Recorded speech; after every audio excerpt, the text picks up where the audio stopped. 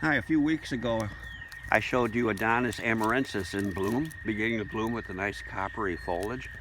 Here it is, it's May 3rd, and the foliage is beautiful.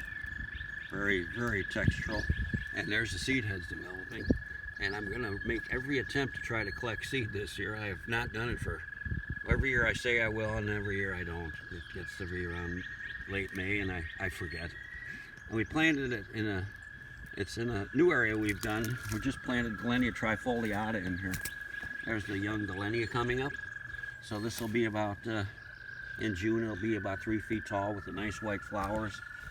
And there's some Epimedium mingled along the edges. And there's a piece of artwork. It's a busted shovel.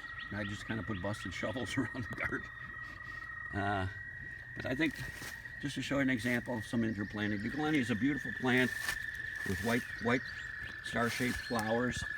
Look it up online. I think you'll like it. It's woodland edge, native, easy to grow, and many more people are growing it now. I think you'll find it at a lot of your local nurseries.